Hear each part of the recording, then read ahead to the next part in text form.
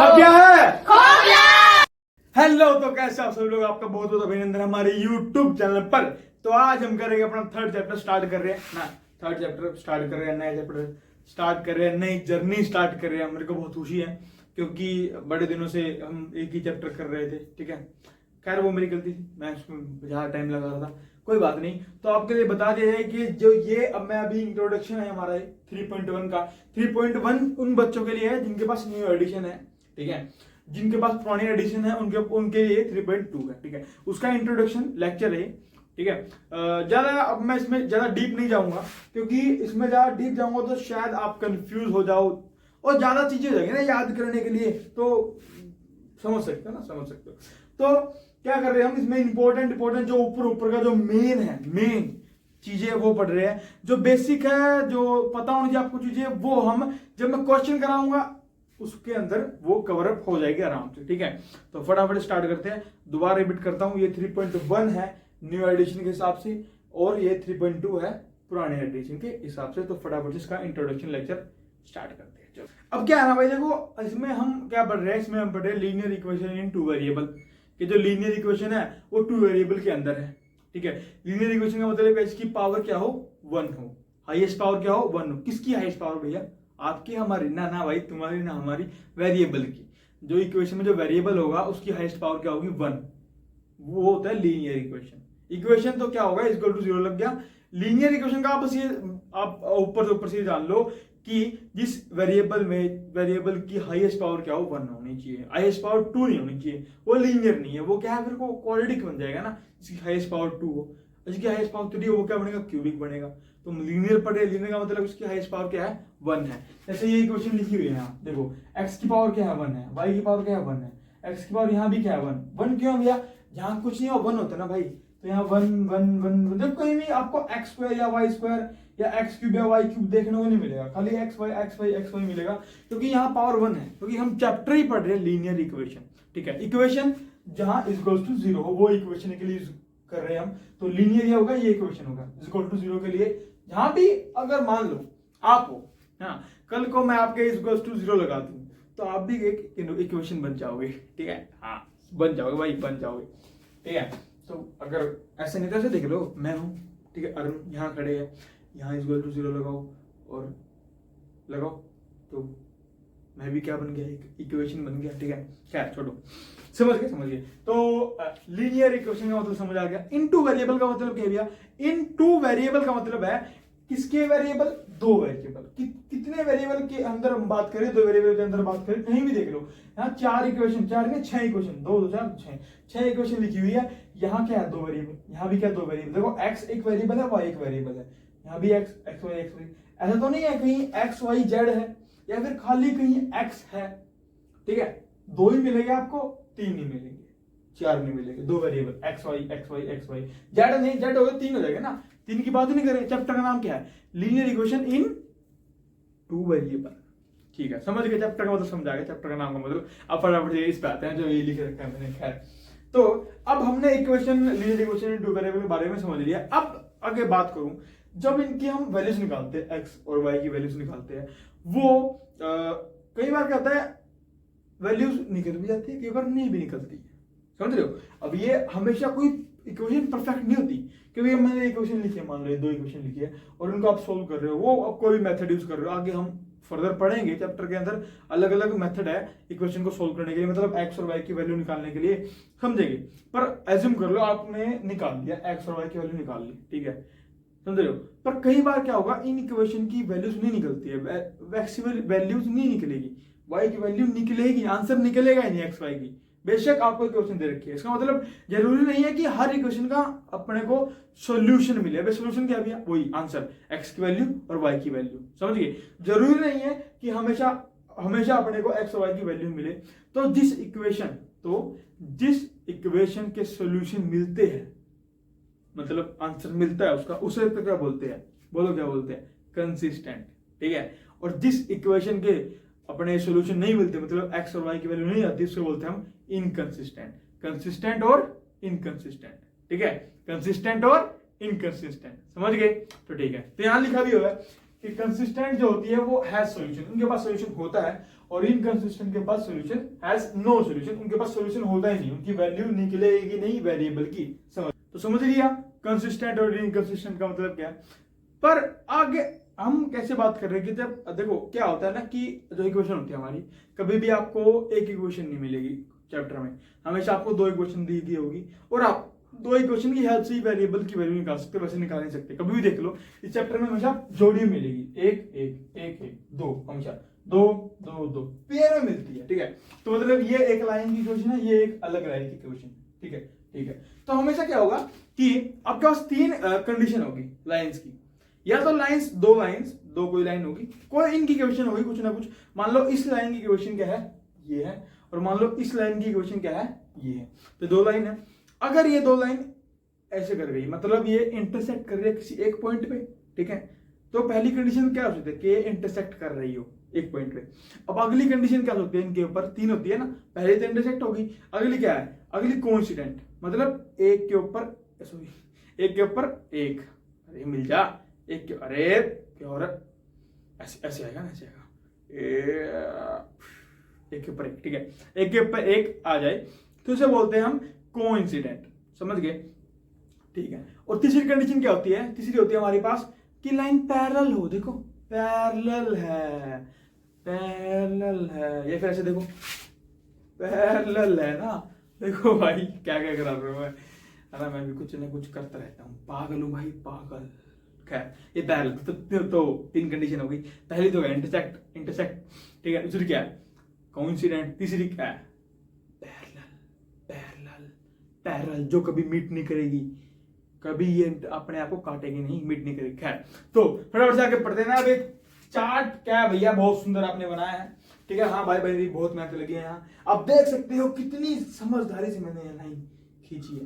भाई आपको ट्रेडिंग दिखेगी, अगर दिख जाए तो माफ कर देना, वैसे मैंने बहुत मेहनत लगाई है, बहुत अच्छे से मैंने भी पूरी कोशिश करी है कि यहाँ राइटिंग बढ़िया से बढ़िया करूँ, और ठीक है काम करते हैं आगे। मैं बोलता रहता हूँ ना, मैं चालू हो जाता हूँ तो मैं रुकने का नाम नहीं, मैं बोलता रहता हूँ। खैर भाई चलो, तो बात करते हैं, हमने पहले बात करा इंटरसेक्टिंग, फिर कोइंसिडेंट, ये वाली कोइंसिडेंट, और पैरेलल, तो पैरेलल पता ही है, ठीक है। तो अब ये कब होगी, ये कंडीशन कब होगी वो जान लेते हैं। देखो सिंपल है, बहुत सिंपल है।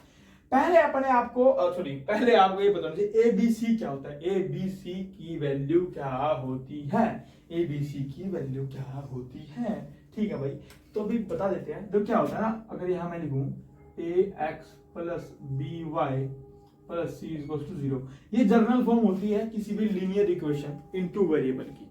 मतलब जनरल बोल लो या स्टैंडर्ड बोल लो, कहने का मतलब क्या है, दूर से पता लग जाएगा ये क्या चलती आ रही है अपनी तरफ, लीनियर इक्वेशन इनटू वेरिएबल। अगर ऐसा कुछ है तो ax plus by plus c equal to 0, ठीक है। तो अब यहाँ क्या है, x का कोफिशिएंट क्या है, a क्या दिया, x का कोफिशिएंट क्या होता है, जो आगे मल्टीप्लाई हो रहा है उसे हम कोफिशिएंट बोलते हैं। तो यहाँ x का कोफिशिएंट क्या है, a है, यहाँ y का कोफिशिएंट क्या है, b है, c क्या है, कांस्टेंट है, ठीक है। तो यहाँ x का कोफिशिएंट क्या है, बोलो 1, कुछ मल्टीप्लाई नहीं हो रहा तो 1 ही होगा ना, तो a की वैल्यू क्या होगी 1, ठीक है, यहाँ a की वैल्यू होगी 1, यहाँ y कोफिशिएंट क्या है 2 नहीं -2, तो b की वैल्यू क्या हो गई -2 ना। यहाँ a की वैल्यू क्या हो गई, यहाँ a की वैल्यू होगी 1, और यहाँ b की वैल्यू क्या हो गई, बोलो -2, ठीक है, सॉरी b की वैल्यू होगी -2। और देखो c कांस्टेंट, c कुछ है यहाँ, c कुछ तो है ही नहीं, तो c की वैल्यू क्या हो जाएगी 0। पर यहाँ दो इक्वेशन है, जोड़ियों में बात कर रहे हैं, तो इसको a1 b1 c1 कर लो, अगली वाले को a2 b2 c2 कर लेंगे। तो यहाँ x का कोफिशिएंट a होता है, x का कोफिशिएंट क्या है यहाँ 3, तो यहाँ a2 की वैल्यू हो गई 3, यहाँ y का कोफिशिएंट क्या है 4, तो यहाँ b2 की वैल्यू हो गई 4, यहाँ अपना c का होता है कांस्टेंट, c कांस्टेंट क्या है 20 नहीं -20, तो c2 की वैल्यू होगी -20। लो भाई है कोई दिक्कत नहीं। तो फटाफट से अब यहाँ जानते हैं a1/2 निकालना अपने को, फिर b1/2 फिर c1/c2, फिर चेक करना है कंडीशन क्या क्या हो रही है, ठीक है। अभी देखो करते हैं, तो पहले a1/2 करते हैं, तो a1 1 a2 3, तो 1/3, b1/b2 करते हैं, b1 क्या है -2, b1 क्या है -2, b2 क्या है 4, -2 और बाय में 4, ठीक है, c1/c2, 0/-20, 0/-20, ठीक है, कर दिया। तो ठीक है भाई, अगर हम यहाँ पर कंपेयर करें, देखो कैसे करें, ये 1/3 है, ये -2/4 है, और ये अपना 0/-20, ठीक है। अगर देखो कंडीशन बनती है ना, ये क्या है, ये A1/A2 है, ये B1/B2 है, ठीक है। अगर यहाँ कंडीशन क्या बन रही है कि A1/A2 not equal to B1/B2 है, नॉट इक्वल है, तो लाइन कैसी हो जाएगी, इंटरसेक्टिंग। लाइन कैसी हो जाएगी, इंटरसेक्टिंग, काटेगी, काटेगी। देखो अब बोलोगे भैया ये कैसे, देखो इधर देखो, ये 1/3 है, A1/A2 तो ठीक है। अगर मैं इसको काटूं तो ये 2 पे कटेगा, तो ये आएगा -1/2, तो ये तो नॉट इक्वल हो गए ना दोनों, तो नॉट इक्वल हो गए, A1/A2 कंडीशन बन गई। अब ये कंडीशन कब होगी, जब लाइन इंटरसेक्टिंग होगी। अगर ये कंडीशन है तो लाइन क्या हो जाएगी हमारी, इंटरसेक्टिंग। पर अगर तीनों इक्वल आ गए, A1/A2 equals to B1/B2 equals to C1/C2, तो लाइन हमारी क्या हो जाएगी, कोइंसिडेंस, ठीक है। अगर बात करें A1/A2 equals to B1/B2 not equal to C1/C2, line कैसी हो जाएगी हमारी, पैरेलल, समझ गए। अब इसका देख लेते हैं एक बार ना, देखो क्या है, ये 1/4 है, सॉरी 2/4 है, इसको काट लो भाई, ये 2 1 जा, ये 2 2 जा, तो 1/2 आएगा, ये भी 3 1 3 2 6 आएगा, ये भी 1/2 आएगा, और ये माइनस से माइनस कर जाएगा, 9 9 9 2 जा 18 जाएगा, तो ये तीनों ही बराबर आएंगे, तीनों बराबर है, तो लाइन कैसे हो जाएगी, कोइंसिडेंट हो जाएगी। समझ गए, समझ गए, ठीक है। तो कभी भी आपको पता लगाना है कि लाइन पैरेलल है, इंटरसेक्टिंग है, या फिर हमारी कोइंसिडेंट है, तो आपको ये रेशियो निकालना पड़ेगा, A1/2 B1/2 और C1/C2। फिर ये कंडीशन चेक करनी पड़ेगी एक किस पे एप्लीकेबल है, फिर देख लेना कि लाइन अपना इंटरसेक्टिंग है, पैरेलल है कि क्या है। समझ गए, समझ गए। पर अब थोड़ा एक और चीज है ना लास्ट में, क्या है कि अगर लाइन इंटरसेक्टिंग है तो एग्जैक्टली वन सॉल्यूशन होगी, उसको यूनिक सॉल्यूशन बोल देते हैं, और एग्जैक्टली वन सॉल्यूशन भी होते हैं अगर लाइन क्या है, इंटरसेक्टिंग है। अब तो बात करें सॉल्यूशन की, सॉल्यूशन का मतलब क्या भैया, अभी बताया भी था मैंने पहले, सॉल्यूशन क्या है, सॉल्यूशन खाली आंसर हमारा, मतलब वेरिएबल की वैल्यू, एक्स की वैल्यू, वाई की वैल्यू, वो सॉल्यूशन है, पर उसकी खाली एक ही सॉल्यूशन होगा। एक सॉल्यूशन का मतलब क्या है, अगर आप ऐसा याद रखना इसको कि अगर लाइन जितनी बार टच करेगी एक दूसरे को, या फिर कट करेगी या टच करेगी, है ना, उतने ही हमारे सॉल्यूशन बनेंगे, उतने हमारे सॉल्यूशन बनेंगे, उतनी एक्स की और वाई की वैल्यूज आंसर आएंगे, उतने ज्यादा। समझ रहे हो, जितने वो पॉइंट पे टच करेगी या इंटरसेक्ट करेंगी। काटेगी, दो लाइन है, मान लो एक पॉइंट पे काट रहे हैं, एक पॉइंट पे कट रहा है ना, कोई एक पॉइंट कट रहा है, तो इनका एक ही सॉल्यूशन होगा। अगर ये काफी सारे पॉइंटों पे काट रही है एक दूसरे को, तो इनके काफी सारे ही सॉल्यूशन होंगे। और अगर ये दोनों लाइन काट ही नहीं रही है एक दूसरे को, मतलब टच ही नहीं कर रही है, तो इनका सॉल्यूशन एक भी नहीं होगा। सॉल्यूशन तब बनता है इक्वेशन का दोनों का, जब वो आपस में टच कर रही हो या फिर कट कर रही हो, ठीक है। तो एक बार आगे दिखाता हूँ, आपको क्लियर हो जाएगा ना। देखो इंटरसेक्टिंग का मतलब क्या है कि ऐसे क्रॉस में तो कट रही, ठीक है, तो ये एक पॉइंट पे टच कर रही है ना, किसी एक पॉइंट पे कट रही है दोनों, तो इंटरसेक्टिंग का तो एक ही सॉल्यूशन होगा, यूनिक होगा, उसे यूनिक बोल देते हैं, कहने का वही अलग अलग अपना है अंदाज है कहने का, यूनिक बोल देते हैं, या फिर एग्जैक्टली वन सॉल्यूशन बोल सकते हो। अगर बात करें कोइंसिडेंट का मतलब क्या है, इसमें इनफिनिटी मैनी सॉल्यूशन है। कैसे भैया, अभी देखो बात करते हैं कोइंसिडेंट की, तो कोइंसिडेंट में इनफिनिटी मैनी सॉल्यूशन कैसे है, देखो सिंपल है, कोइंसिडेंट का मतलब क्या है, एक के ऊपर एक है, ठीक है। अब देखो अगर मैं इसको डायग्राम से आपको समझाऊं, तो इसका मतलब ये है कि भाई ये लाइन हो गई और इसके ऊपर एक और लाइन हो गई। अब इन पे तो ये बहुत सारे पॉइंट हो गए ना, इस पे टच कर रही होगी, बोलो बहुत सारे पॉइंटों को टच कर रही होगी। अब भाई हर इंफिनिटी पॉइंट हो जिससे हमारी एक लाइन बनती है, और वो सारे पॉइंट आपस में टच हो गए। इसके भी ये भी देखो एक लाइन है ना, ये एक लाइन है, और ये लाइन इंफिनिटी पॉइंट से मिलकर बनी है, और ये भी लाइन है इंफिनिटी पॉइंट से मिलकर बनी है। हाँ भाई इंफिनिटी पॉइंट होते हैं ना, लाइन में बहुत सारे पॉइंट है, दोनों को एक लाइन बन गई, तो ये भी इंफिनिटी पॉइंट से मिलकर बनी है, ये भी इंफिनिटी पॉइंट से मिलकर बनी है, और इनको मैं ऐसे जोड़ दूं तो सारे इंफिनिटी पॉइंट से टच कर गए, कट कर गए, है ना, तो इंफिनिटी सोल्यूशन बन जाएगा ना, बहुत सारे सोल्यूशन बन जाएंगे, समझ गए। तो यहाँ बहुत सारे पॉइंटों पे टच कर रही है आपस में ही, तो यहाँ बहुत सारे सोल्यूशन होंगे, मतलब कि हमारे इंफिनिटी सोल्यूशन हो गए इसमें कोइंसिडेंट वाले केस में। पर अगर बात करें पैरेलल की, नो सोल्यूशन हो, तो ऑब्वियस सी बात है, पैरेलल का मतलब क्या है भाई, टच नहीं कर रही हो, अपने को काटेगी नहीं। अब कहीं टच नहीं करेगी तो काटेगी, तो सोल्यूशन कैसे बनेंगे, तो अभी बताया था मैंने, अगर वो कट कर रही है फिर टच कर रही है अपने आप को, मतलब आपस में दोनों, अपने आप बोल रहा हूँ आपस में, तभी वो सोल्यूशन होंगे, वरना नहीं होंगे। तो ये पैरेलल में तो टच नहीं करती ना भाई, तो पैरेलल अलग अलग रहती है, कट नहीं करती, तो यहाँ सोल्यूशन कोई भी नहीं होगा इनका। तो खैर समझ गई, ठीक है। तो ऐसे पता लगाते हैं हम इंटरसेक्टिंग है, कोइंसिडेंट है या पैरेलल है, फिर पता लगा सकते हैं ग्राफ की हेल्प से। अच्छा, ये कैसे पता लगेगा कि टच कहाँ कैसे, एक ग्राफ बनाओगे आप, सीखेंगे अभी 3.1 में ही सीखेंगे, ठीक है। हम सीखते हैं ग्राफ में पता लगेगा कि लाइन पैरेलल है, कट कर रही है या फिर कोइंसिडेंट है, उसे पता लग जाता है, ठीक है। खैर, तो बस एक लास्ट जो रह गया वो बतानी है आपको। लास्ट चीज क्या है? लास्ट चीज ये है बस, देखो कंसिस्टेंट का मतलब इसके पास सोल्यूशन है। अब देखो, इसके पास एक सोल्यूशन हो, दो सोल्यूशन हो या फिर बहुत सारे हो, पर होने चाहिए, होने से मतलब है वो कंसिस्टेंट होता है, ठीक है। तो जो इंटरसेक्टिंग लाइन है उसके पास एक सोल्यूशन तो है, ठीक है, और इन्फिनिटी है, मैंने इसके पास बहुत सारे सोल्यूशन है, पर दोनों के पास सोल्यूशन तो है ना। तो दोनों ही ये जो हमारी है, दोनों ही ये किसी कैटेगरी में आ जाएगी, ये कंसिस्टेंट की कैटेगरी में आ जाएगी। तो हम इंटरसेक्टिंग और कांस्टेंट को कंसिस्टेंट भी बोल सकते हैं। पर अगर बात करें पैरेलल की, वो नो सॉल्यूशन देता है, और नो सॉल्यूशन को बोलते हैं हम क्या? इनकंसिस्टेंट, को सॉल्यूशन नहीं होते हैं।